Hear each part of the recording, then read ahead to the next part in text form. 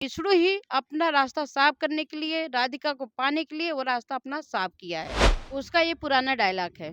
20 जूते वाला पहले तो पुराना डायलॉग है उसका। इसको 20 जूता भी मारिए तो उसका कोई फ़र्क पड़ने वाला नहीं क्योंकि वो कर्म कर चुका है राधिका के साथ। अगर राधिका के साथ ये कर्म नहीं करता तो मालती को शौक नहीं थी कि किसी पे अकलंक अपने पति पे ही अकलंक लगाने की। पति-पत्नी के बीच में जब दो तीसरा कोई नहीं है तो कौन मार सकता है वहाँ पर?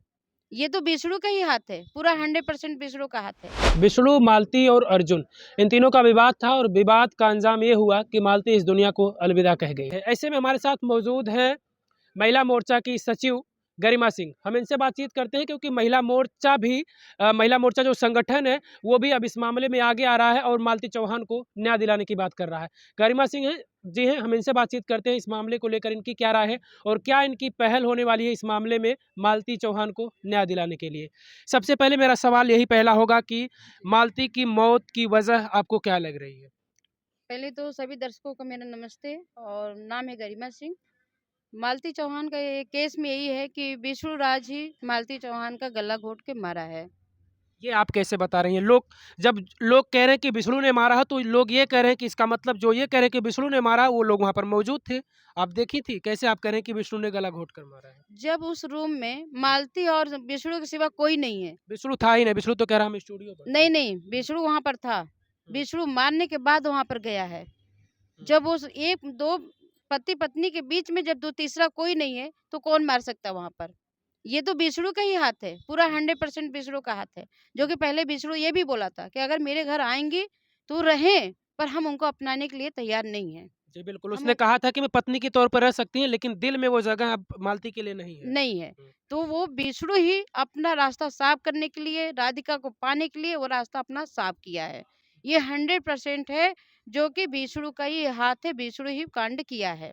विष्णु से जब ये सवाल हमने किया कि आखिर राधिका से तुम्हारा अफ़ेयर है, यही वजह है कि मालती को तुम रास्ते से हटाने की कोशिश कर रहे हो। तो उसने कहा कि भैया मुझे 20 जूता मारिएगा अगर राधिका के साथ कोई संबंध का कोई सबूत मिल जाए। उसका ये पुराना डायलॉग है।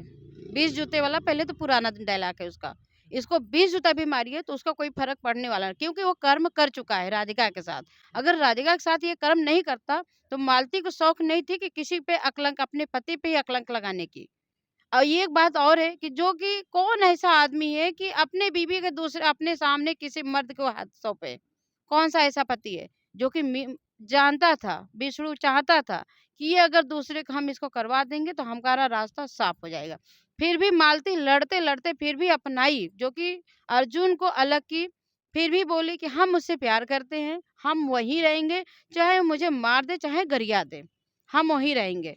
फिर भी ये विष्णु बोले थे कि हम पत्नी का दर्जा देंगे तो पर हम प्यार नहीं देंगे, जो दिल में पहले था प्यार बाकी अब वो नहीं है।